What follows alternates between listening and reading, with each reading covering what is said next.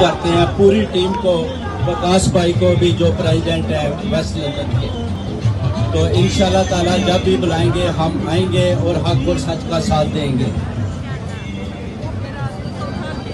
آ ستم گر آ ہنر آزمائیں، تو تیر آزما ہم جگر آزمائیں۔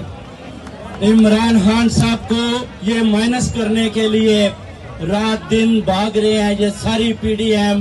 آپ دیکھ سکتے ہیں جیسے ہی نیا پاکستان بننے کے قریب آیا تو یہ سارے لوگ جتنے بگوڑے تھے یہ امپورٹڈ حکومت کے ساتھ ملے ہوئے تھے، یہ خان صاحب کو مائنس کرنے کے چکر میں بھاگ گئے، دوڑے لگا گئے، جس سے اوورسیز کمیونٹی پہلے ہی چاہتی تھی کہ یہ لوگ دوگلے لوگ ہیں اور یہ سب کا حق اور سچ کا ایک پلیٹ فارم ہے۔ وہ ان گندے لوگوں سے، فواد چودھری کے علاوہ یہ جتنے بھی لوگ ادھر آئے تھے ان سے پاک اور صاف ہو گیا۔ انشاءاللہ اوورسیز کمیونٹی پوری قوم عمران خان صاحب کے ساتھ کھڑی ہے۔ آخر کیا ہوا، کون سا آئین ٹوٹا جس پر انہوں نے عمران خان صاحب کے اوپر اتنے زیادہ مقدمات بنا کر ان کو روزانہ کورٹوں میں بلا رہے ہیں۔ انہوں نے کل زمان پارک سے انہوں نے پیغام دیا کہ مان نے سپریم کورٹ کے گیٹ کو پھلانگنے کی کوشش کی ہے۔ کیا ارشد شریف کا قتل ہوا ہے؟ کیا ذلِ شاہ کا قتل ہوا ہے؟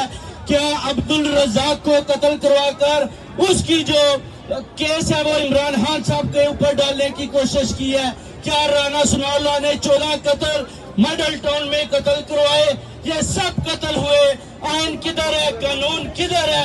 ہماری ماں بیٹیوں بہنوں کے اوپر یہ لوگ تشدد کر رہے ہیں۔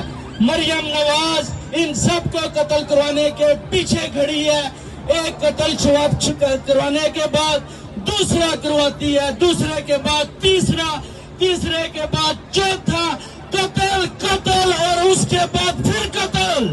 یہ کہانی قتلوں پر ختم کر رہے ہیں، مگر ہم عمران خان صاحب کے ساتھ کھڑے ہیں، آئین اور قانون کا ساتھ دے کر انشاءاللہ جون کے مہینے کے بعد پوری امید ہے کہ عمران خان صاحب دوبارہ انشاءاللہ اپنے سارے جتنے بھی ان کے محب وطن ورکرز ہیں ان کے ساتھ آئیں گے اور انشاءاللہ پی ٹی آئی بھاری اقتدار کے ساتھ جیتے گی۔ ان امپورٹڈ حکومت کو نیچے گرائیں گے اور ان کو بہائنڈ بار